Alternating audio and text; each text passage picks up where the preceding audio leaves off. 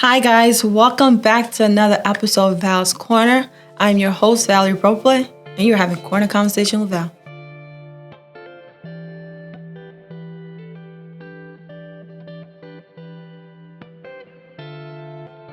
So guys, welcome back to another episode. I am so excited for this episode. You guys have no idea.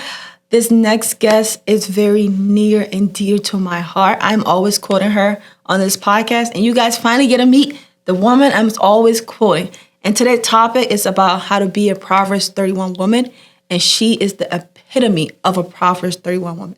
So she's an author, she's a mother, she's a pastor, she's a mentor, she's everything. The list goes on. And she's my pastor. My pastor. Everyone has their pastor, but she's my pastor. Please, ladies and gents, welcome Pastor Lisette Rodriguez. Pastor,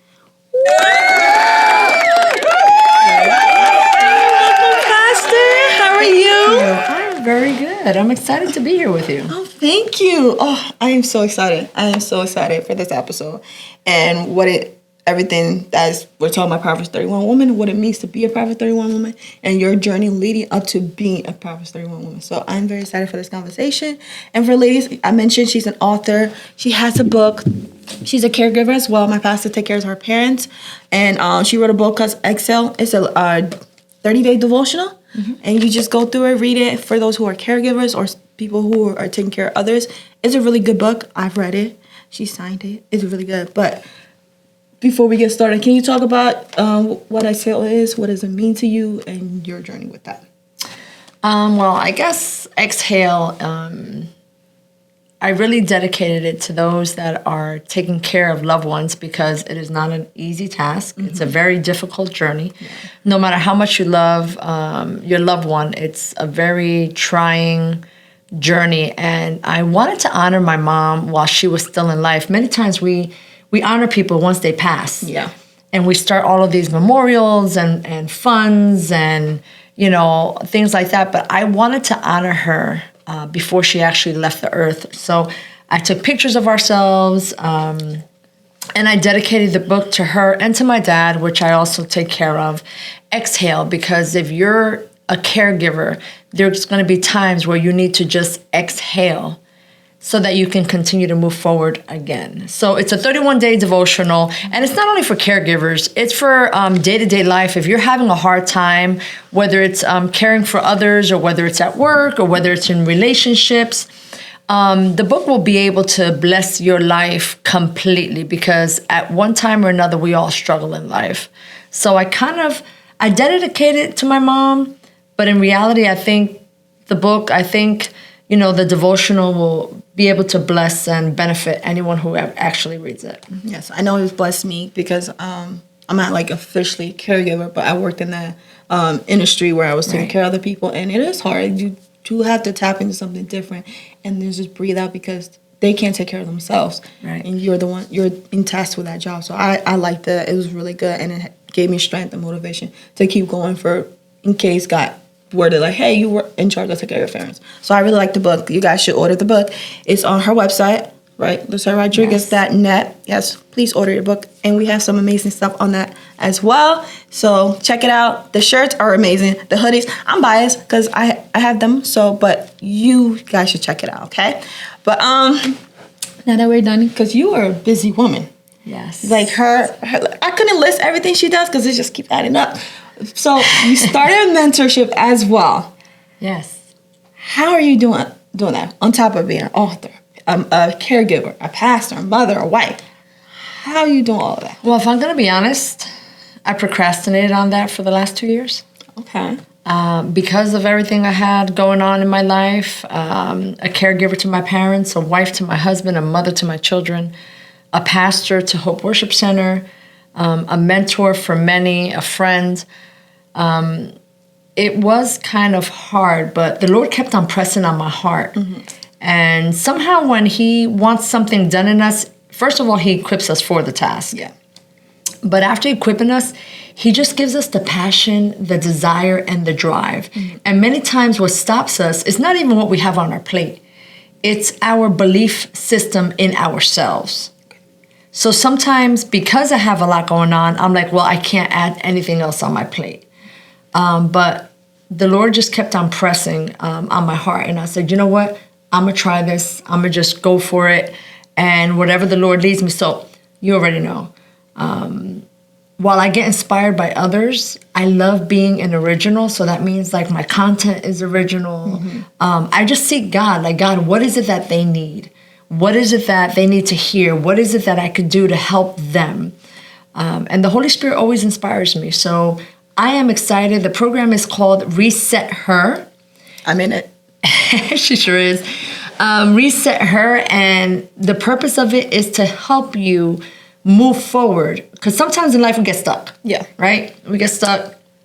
We're 6 months into the year. So at the beginning of the year, we all set these goals and, we're like, oh, this is what we're going to do. And I'm going to lose this amount of weight and I'm going to do this. And, we come up with all these things. But 6 months in, now we're like, okay, whatever. I'll start something new again next year. So we kind of like slack off. But Reset Her is being able to go back to your original state, not only your original state, but to make you better than what you originally were.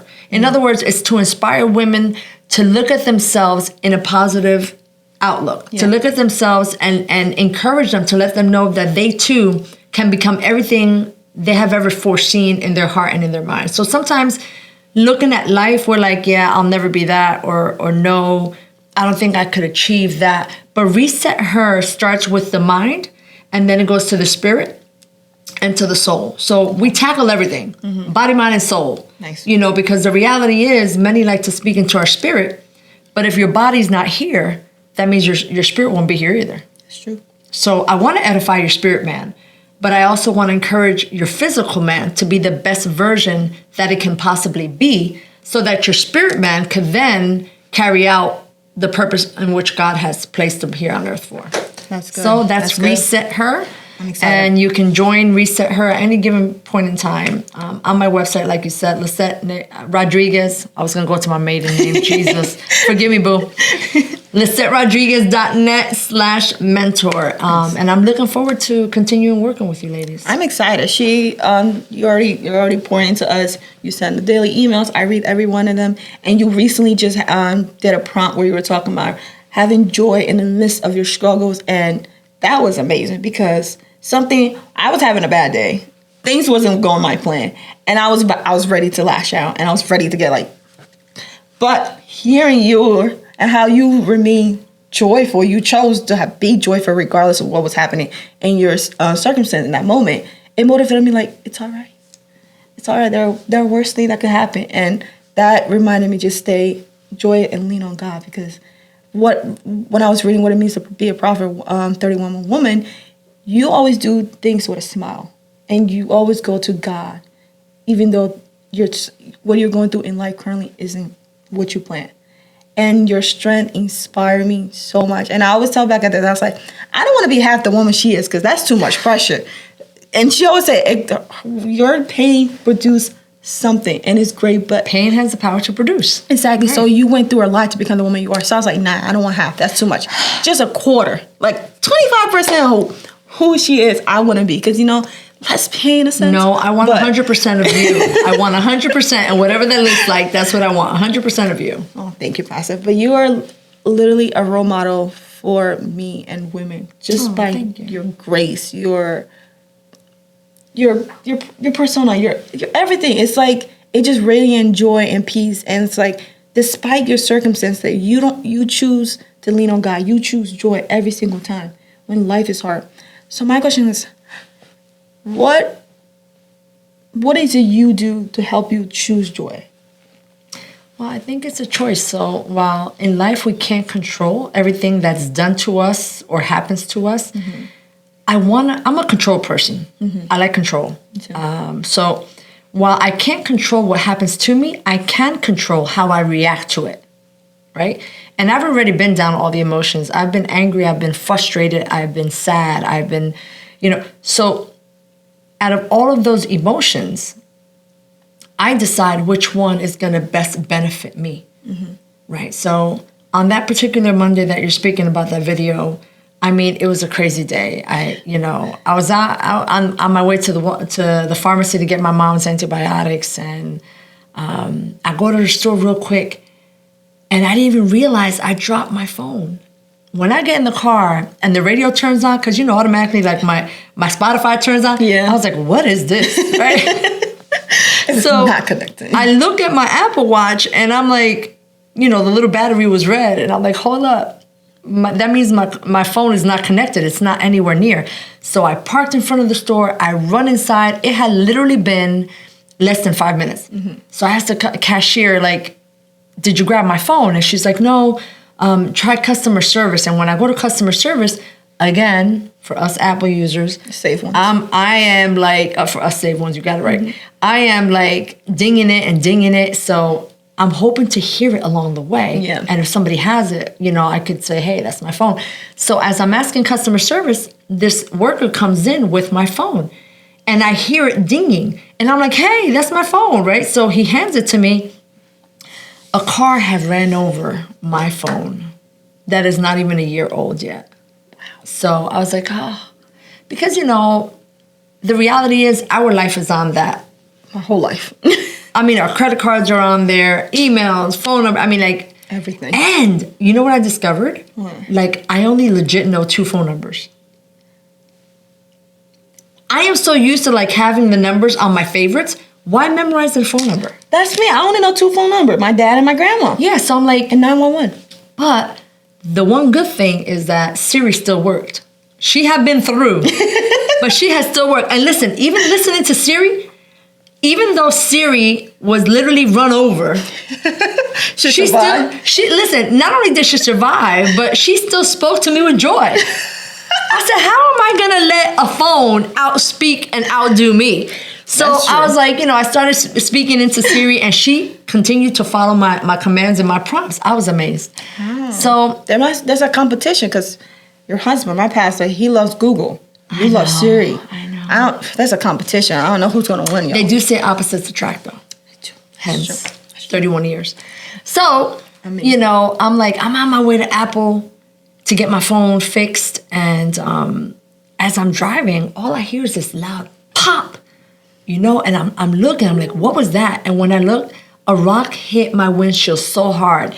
It came down like instantly, about a good 8 or 9 inches. And I'm like, I looked at it, and since really, I just looked at it and I laughed. I was like, this is crazy. Who's gonna believe this? So I'll go to the mall, get my phone fixed. They were like, come back, at 7:20. I get home and I don't know. I guess I am so used to having my phone. Mm-hmm. You don't realize how much you look at it until you don't have it. Oh yeah, I know. My screen time is up. I don't look at my screen time. Oh. But I really realized that day how dependent I was on that device. And I get home, and even though I don't have my phone, I'm looking at my Apple Watch as if my app...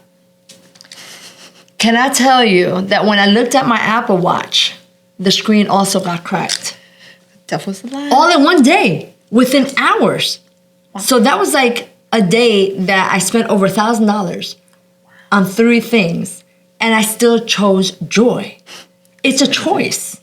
So I've taught you guys a lot, allow your emotions to be indicators, but not dictators. That's true. Yeah, I could have got angry. Yeah, I could have cussed a little bit. Yeah, I could have got frustrated and taken out my mood on whoever came in my path. But what would that have gained me? Were any of my instruments going to be fixed for free? No. So I just decided to confront it with grace. And I believe in life will come at you. I mean, I'm not saying I'm going to be smiling in every situation, but if I can control it, I definitely want to be able to be my best at my best, because you never know, like you said earlier, you never know who you're inspiring. And the reality is, if we think we have it bad, somebody else has it worse. That's true. So guess what? Okay, I had to spend unnecessary money, but I still have breath of life. I still have the ability to work. Mm-hmm. I still have the ability to make the money that I need to pay off my debt. Exactly. So life really isn't that bad. It could be worse. That's true. See, guys, grace. Because Jesus himself would have had to help me with everything. 3 screens cracked. Yeah, 3. in the same day. It has to mean something. The enemy mad. I think he's mad. I know he was because we just had a women conference. Yes, that's what I was gonna say. It was right just after the conference. And that conference, if you missed it, it was thebomb.com. Amazing. See guys, I told y'all to get y'all tickets. If you didn't get your ticket, you missed out. I told y'all to get y'all tickets. Yeah, but we were sold out though. I told them in March. They got a ticket because it was amazing. Wait for next year. If you missed this year, wait for next year. See how great the conference were, how God moved, and the enemy was so mad at you. Yes. He tried to throw things your way, try to crack things that had no business being cracked. And that's what everyone kept on telling me. You must be tapping on a nerve because the enemy's really mad at you. He's really mad. And I said, look, it is what it is. Mm-hmm. I'm just trying to fulfill whatever assignment God has placed on my life. And I believe that even as a Proverbs 31 woman, that's what we should strive for. To be able to fulfill whatever God has placed in our lives. So none of us are the same. That's true. And sometimes God will send somebody to your life to inspire you. But instead of getting inspired, you tend to get jealous. Or you tend to hate on that person. Or you tend to dislike that person. And I want to challenge you today, and I want to challenge your viewers. If that's the way you feel about anyone in particular, you really need to look in the mirror and question yourself, why do I feel like this? Because there's been times where we look at someone, we don't even know them, and we're just bothered. Yeah. That's not okay. That's an indication that there's something wrong on the inside. The problem is not them. The problem is you. I like that you said that. Right? So we need to take the time because sometimes God, I believe from the beginning of the world, before the foundation, he created us with a purpose, for a purpose, on purpose. Yes. Everything he knew we were going to need, he already placed it on the inside. But sometimes you'll need a little bit of inspiration to be able to produce what he's called you to produce, what he has already placed within you, right? So he'll send someone and you'll fall in love with what they do, how they do it, the grace they have upon their life. But sometimes instead of admiring that person or allowing that person to inspire you, which is why God sent them to you, you get bothered. Oh, she thinks she's all that. Oh, I can do better than that.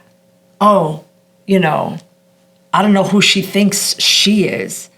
Little voices. Those little voices that start throwing seeds of bitterness in your heart. Yeah. And you miss out on the very thing that God intended to bless you. That's true. So it could have inspired you. It could have blessed you because look, if you're doing something I would love to do, listen, I want to get closer to you, not further. Exactly. How did you do it? What inspired you to start? What did you need financially? What did you struggle with, right? Because if you already learned certain lessons, I don't want to have to learn them all over again when I can learn from you. Exactly. I mean, there's always going to be lessons in life that we will have to learn for ourselves. But if you've already been through part A through M, why would I want to have to go through that again? I want to just move forward and start at N, right? Yep. So that I could just fulfill everything that God has called me to do. So it takes a lot to become that Proverbs 31 woman. And I don't think you can ever say like, hey, I'm finally it. I'm there. I don't think I can say, hey, I am that. I'm all of a Proverbs 31 woman. No, every day I get up and I continue to try to strive towards that, right? Yes. Because there's days that we fall and we fumble. There's days that we mess up. It's just the not staying there. Yep. That helps you get back up and move forward and push yourself to go forward. You had a bad day? Okay, dust it off and let's push forward. So a Proverbs 31 woman is a woman that is resilient and won't give up. Won't give up because life will keep on lifing. Yes. Life will keep on throwing stuff at you. Life will keep on. Listen, it's not going to slow down because you're having a hard day. No. Absolutely not. Everything happens at one time. Yep. So life is not going to stop because you're struggling. But do you have the tenacity to continue to get up and try despite? That's good. That's good because I tend to give up a lot on things. I'll be honest, me personally. If it gets too hard, if it gets too challenging, I'm like, no, I can't do it. I can't do it. So like, what are tools I've learned from your, she's, like I said, she's my pastor. She already planted those seeds already from the fire preaching. So it's like, you already gave me the tools on how not to give up, what to do. But for those who are listening, who don't come to Hope Worship Center, come to Hope Worship Center. What are some tools you would tell those people, or women who are doing something, they're in the process of trying to be a prophet's woman, like, but they think it's too hard. They get to that part where it's like, I don't know if I can do this, guy. What are some tools they can use to help them keep going, to keep pushing, keep that endurance? I would say never quit, because quitting is easy. It's very easy. And many of us quit because we all know how to do it, and we do it extremely well. Mm-hmm. But what if you fail into success? Okay. Like, I heard something the other day that caught my attention. Do you know that Thomas Edison failed 1,000 times before he invented the light bulb? Wow. Wow. I did not know that. So, if it wasn't for his failure, he would have never experienced success. That's true. So, that's why I always tell myself, Liz, if you're going to fail forward.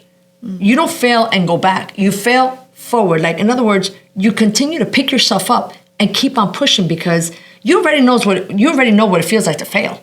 Mm-hmm. But don't we want to know what it feels like to succeed? And here's the key. Success is not the same in everyone's eyes. That's true.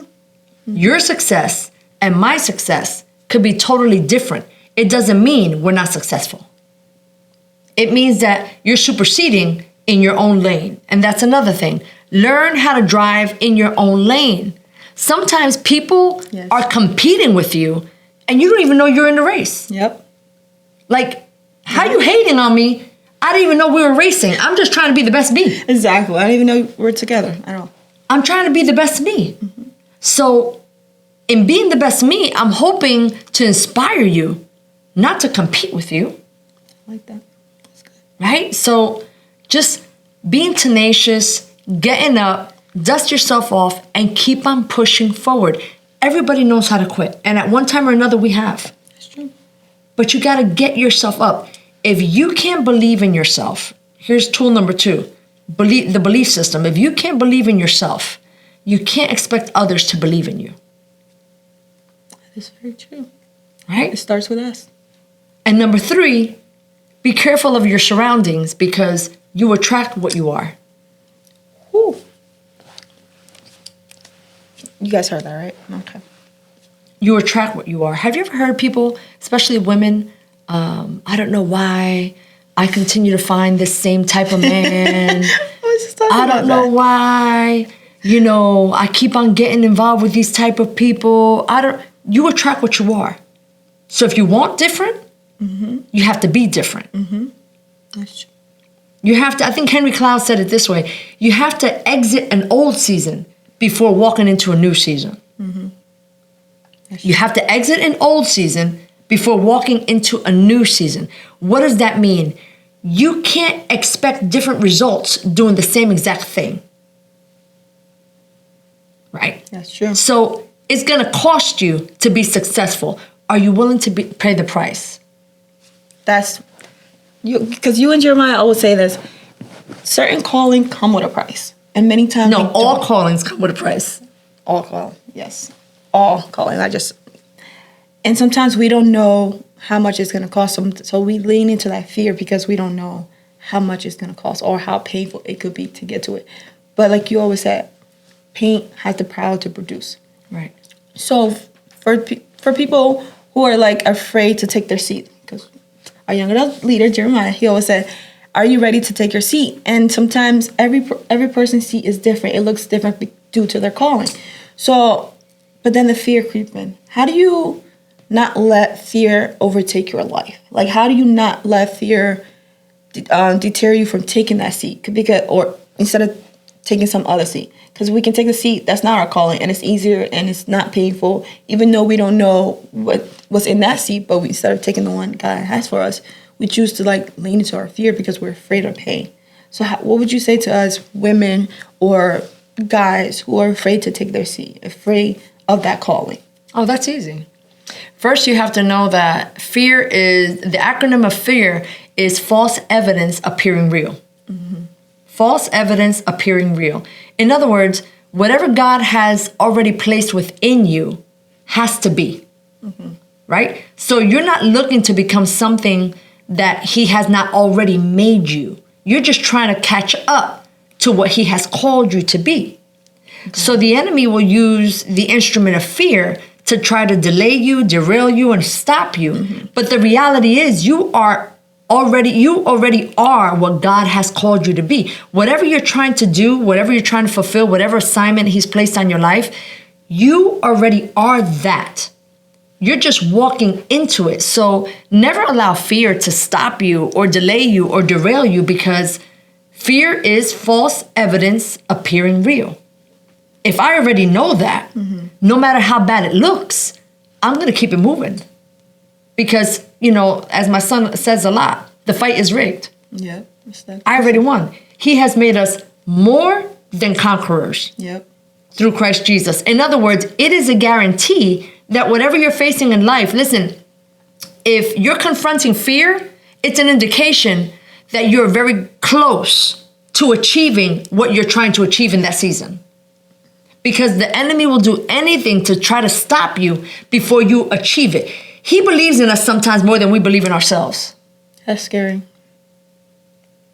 That is scary. Because he knows if God spoke it, it's not if it'll come to pass, it's when it comes to pass. And we are driving that in that car seat. So, we have to determine that. So listen, as you said earlier, pain has the power to produce. And sometimes it's that pain that will take us to fulfill our God-given purpose. So never be afraid of it. Yes, because I was afraid. Yeah, no, don't be afraid, because pain only has the power to produce. And it's true, because this podcast was birthed out of pain. Like, I had to go through something painful in order to be ready for this podcast. And before I would ask myself, like, would I have achieved this if I didn't go through what I went through? But then I was like, no, because then I wouldn't have the story to share. I wouldn't have been developed in that pain. God wouldn't have strengthened me in that pain. So it's like, pain is a good thing, because it leads you to something greater. It leads you to something powerful, leads you to your purpose. So it's like, as much as those fears try to creep in, I always remember you saying, pain has the purpose to produce. Pain has the purpose to produce. So even in painful situations, like, you're going to go, something great is going to come out of this. Even if it's not for you personally, it could be for someone else. Right. Because, like you said, and your son, we're on this earth not for ourselves. We're here for other people. Right. Our calling is for other people. Sometimes it's not for us realistically. We're not here to live for ourselves. We're here to live for the next man, save the next person. So just remember, I try to remind myself, like, this is not just for me. It's for someone else. It's for someone to receive their blessing. So to receive your pain their won't be a total waste. It won't be a loss. Yeah. It'll bless someone else's life. Whatever you're paying the price for them to be blessed. Which is wild. It took me which is so wild. When you first preach, I'm like, so I have to suffer for someone else to be great? I'm like, but think about it. Somebody else is suffering for you to be great. That's the circle. That's the circle of life. Circle of life, the circle of God. He's always working, always mixing things in. So, for your process on becoming a Proverbs 31, because you say you're never just there. I've said it. And I've reached this, and that's it. I've accomplished everything. God said a Proverbs 1 minute, I'm set. But you said that's not the case. So for your process in becoming what God called you to be, how did that look? Were you faced with obstacle? Were you faced with fear? Did you give up during that process? I went to the best university around. I graduated with high honors. From the University of Pain. Yep. From the University of Loss. And those universities, while we don't apply for them and we don't want to go through them, they are our best teachers. Mm-hmm. We are today what we are because of what we endured. Right? Mm-hmm. So many people have even told me about my prayer life, like, oh, Pastor, I want to pray like you. Do you? Do you? I changed my statement after she said that. Because, I had to lose a lot of things. I had to endure some pain before I was able to pray that way. Because when I gained my prayer life in that matter, it was because I had already experienced so much pain and hurt. Mm-hmm. So you kind of go down this road, and it's either right or wrong. It's either black or white. Yeah. There's no gray. So I chose to believe God. And out of choosing to believe God 100%, even when my surroundings didn't indicate that God was present. Mm. Yeah. It was a choice, because I could have quit. But I'm like, no, I know from past experiences that God has been present. So if he was present in the past, he has to be present in the present. Yeah. Right? So the lack of our ability to see him moving on our behalf doesn't mean he's absent. So I had to choose that. And that created in me the tenacity to continue to believe and continue to profess despite what my natural eyes saw. I didn't see him there. I didn't feel him there. But I had to believe that he was there. So that kind of created in me this tenacity, this spirit of, no, like, I believe.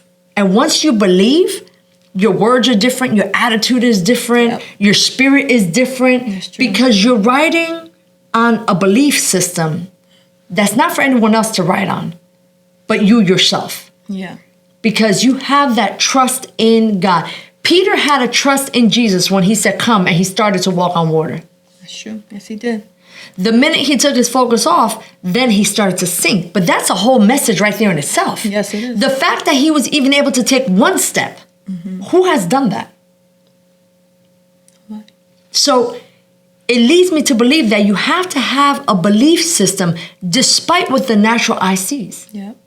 Right? Mm-hmm. Hebrews 11 talks to us about faith. Yes, it does. Faith is the substance of the things hoped for, the things not seen. It doesn't mean that they don't exist.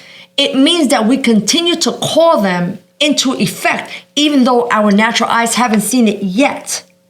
Right? Yeah. So it's a belief system that, and then James says like this, listen, don't let your faith, I'm going to paraphrase, don't let your faith be like the waves of the sea. Sometimes it's up and sometimes it's down. Yeah. But let it remain constant. In other words, there are going to be times that you're going to be low in the valley. Yeah. And there's going to be times that you're going to feel like you're on the top of the highest mountain. But in every season, can we continue to believe at the same level, at the same degree? Mm. And the more problems that come to us, the more turmoil that comes to us, it's just another opportunity for our faith to increase. Right? Yeah. All right, God, I believed you at this level. Now more trouble will come to see if we'll believe him at a greater level. Yeah. We achieved that. We graduated. Great. Awesome. Now a bigger storm comes. Are we going to believe God at that level? And that's how we continue to grow in God and grow in our faith. So, going back to fear, false evidence appearing real, I got to choose to believe God even when I don't see it. And this is the other one we get stuck on. Even when I don't feel it. Faith is not about what you feel. Mm-hmm. Faith is about what you know. And sometimes the two don't coexist. That's true, because our feelings are deceiving. Our heart is deceiving. And sometimes we lean on that emotion, and it leads us down all over the place. Yes. All over the place, because our heart is just... It lied to us. I told you guys before, previous episode, it be lying to us. She's right. She's right, though. Because like you said, our emotions shouldn't be, our emotions should be indicators, not dictators. And sometimes we lean the other way. We let our feelings take over. We let our feelings control what we say, how we act, and that's not the case. What we do, and that's not the case. That's not what God tell us to do, because our feelings should be saying, like you said, something's wrong within us. If we're jealous towards someone, that's our feelings indicating there's something wrong within you and you need to fix it. Right. And even though you know that, don't mean now you act out on that person, that you don't curse out somebody, you don't shame them or spread rumors. That's your feelings telling you there's something wrong within you. We're very good at that. Unfortunately. But it's very sad. We're very good at putting blame on other people and shaming them for their sins when we have our own. Right. So I feel like, here goes the feelings. I know that our feelings should be indicators. Something is wrong within us. Because it's not all about that person. If you realize something in you, it's like that person don't know it. So that's your emotion telling you to need to, like you said, check your heart. Right. check your heart and fix it as well. But Just a because lot you of know times it. we don't do that. You know why? Why? Because it's a lot of work. It is. It is. Who It is wants a lot to of look work. in the mirror and correct themselves? I know I didn't. I mean, we're good at looking in the mirror and fixing our makeup Yeah. and fixing our hair Yeah. and what we're wearing, but we're very bad at looking in the mirror at our internal self. My question is, if your inside didn't look as pretty as your outside, would you be so quick to post a picture? Ooh. No. No, I would not. That would be an ugly picture. Because it's hard. And sometimes what we do is that we mask the pain we're enduring. We mask the feelings we have. Yeah. Because something in us tells us that's not right. Mm-hmm. You know, you're feeling a certain type of way. That's not right. You know. And if you're honest and you love yourself enough, you should be asking, like, why do I feel like that about her? Yeah. Why does it bother me when she does that? Mm-hmm. Why, you know, does it irritate my soul when I hear her speak? Those are all indicators. Oh my gosh, yes. So it's so easy to say, Val, what do you think? Why she thinks she all that? You know, look at what she's wearing. Mm-hmm. Oh, look at blah, blah, blah. You, my friend, are an insecure individual. Yep. People that like to talk about other people are insecure people. I had to learn that the hard way. Yeah. I had to learn that the hard way because I was one of those people who was talking about other people because I was so insecure within myself. I had to build that with God because I didn't know who I was. So I was judging people because they knew who they were. Their confidence within themselves irritated something in me because I didn't have it. So it was very easy to talk about them, to Right. gossip about them because they had everything I didn't have.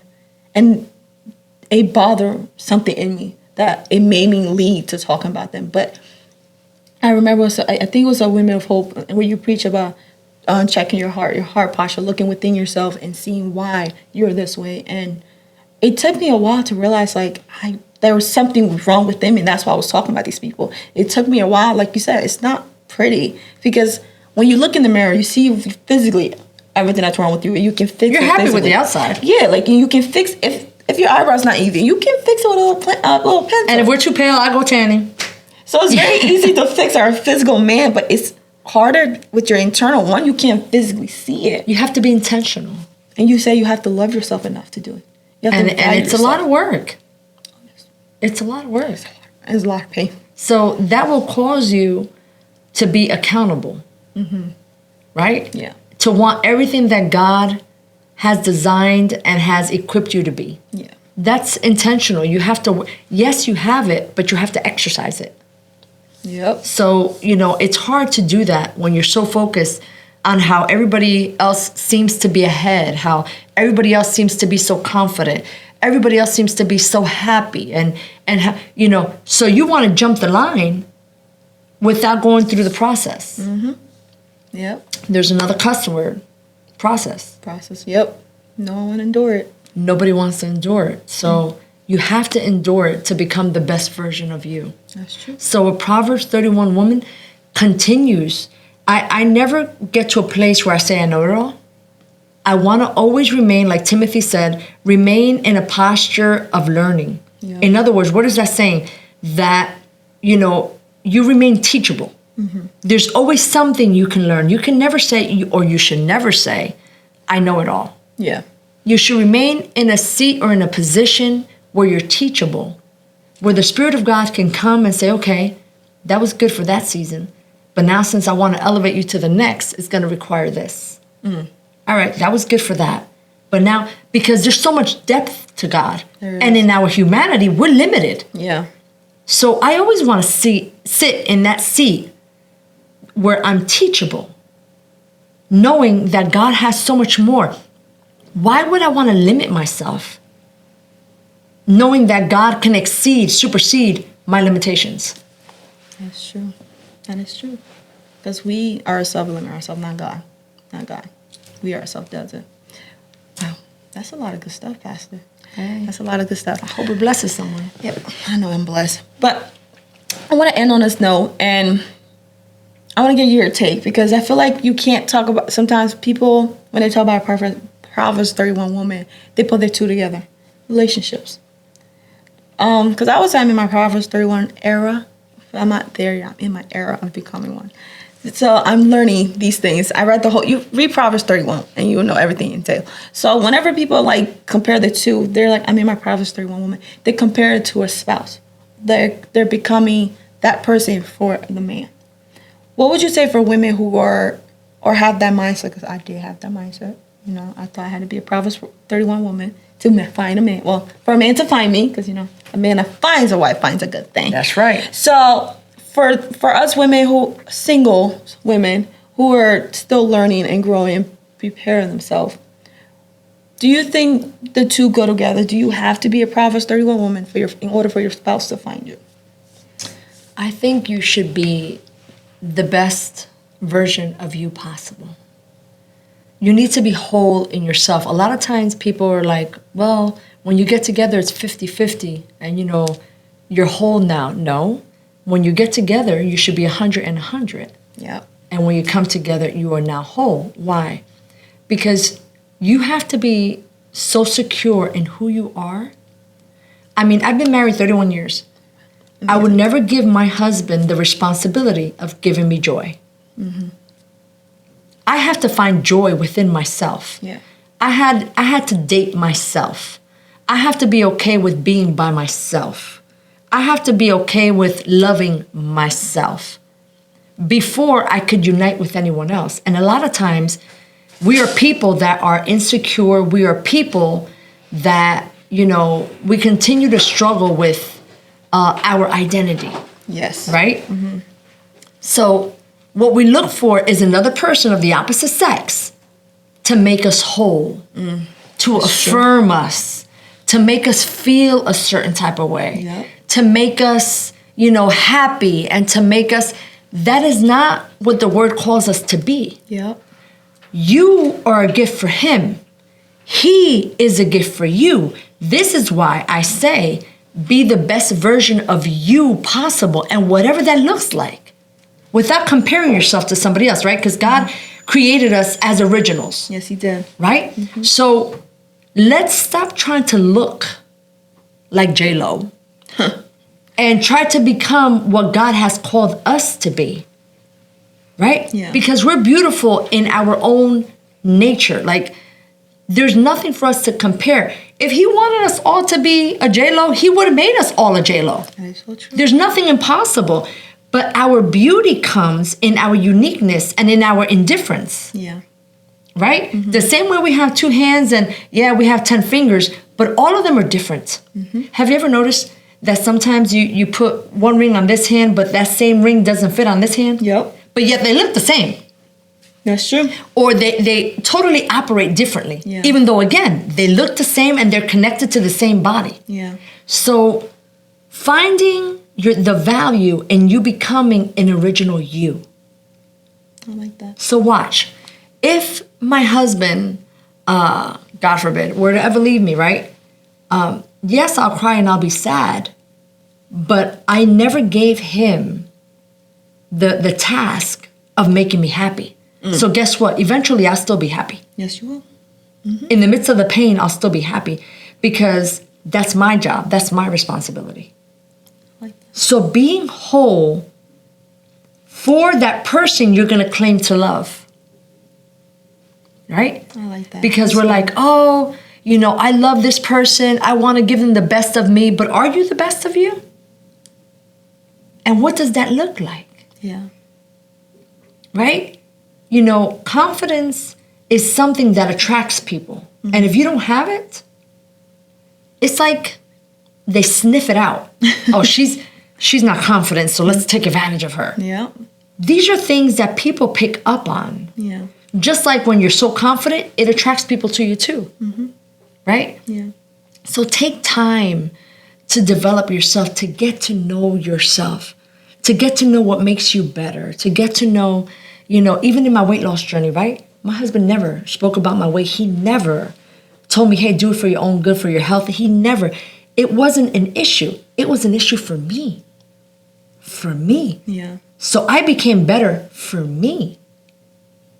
I need to become the best version of me, so that then I could be the best for those that I claim to love. If I love you, I want to give you the best. Yeah. And that requires me to be at my best. Yeah. So I need to be intentional on becoming that.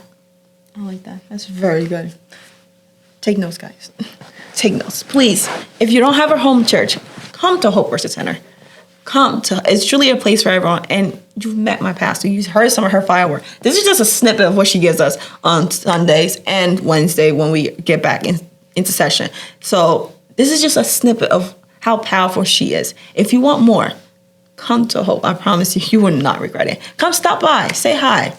We're all welcoming. We're all very welcoming. Yes, I'll say so. So thank you so much. Oh, I forgot.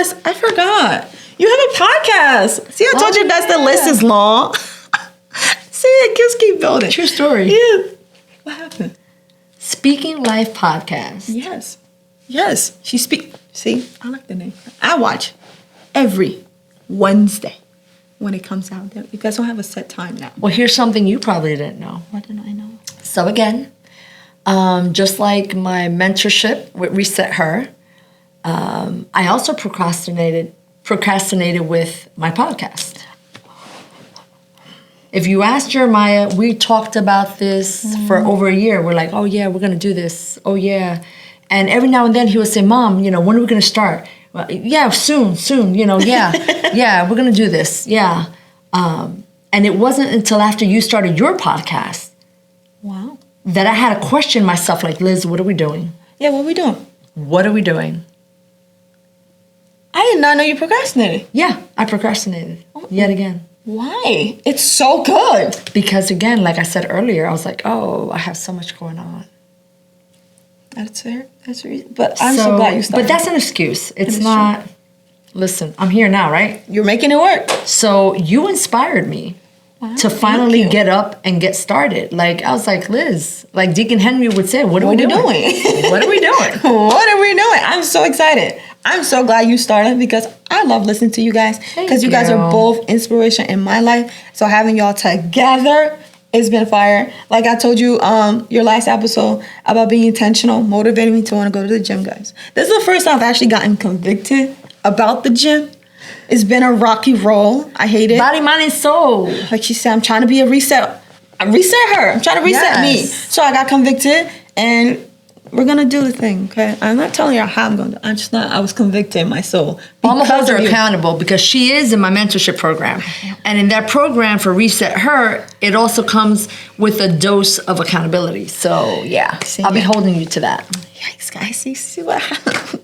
I'm glad you started. I'm so glad because it's really great. Speaking Life is on YouTube. They have an Instagram as well. You guys have an Instagram, correct? Yeah. See, they have an Instagram as well. Listen every Wednesday. Tony. It's amazing. She and her son, my pastor, and my young adults leader, soon to be pastor, both combined. It's amazing. You guys speak life every week. I look forward to it. I love it. I can't wait to see what you guys are going to do and how God's going to use you guys to keep building his kingdom. Amen. I love it's two of my favorite people in one. Like, it can't get better than that. Like, come on. I gotta love her. Nah, I love you, Pastor. Love you. So I just want to say thank you so much for being on this podcast. Thank you for having me. It was my honor. It was an honor for me. I just love her, guys. I just love my pastor so much. Thank you. I can't wait, hopefully, to have you soon. I have you next. I don't know what God's doing, but like, you need to join. Val, oh my gosh, Val's Corner and Speaking Life should combine one day. We're going to talk to the Lord. Yeah, we'll talk about that. We're going to talk to the Lord. But I'm excited. Thank you guys for listening. I hope this episode bless you, and I hope you take the tools my pastor shared about what it means to be a Proverbs 31 woman or just to be a woman of God in general.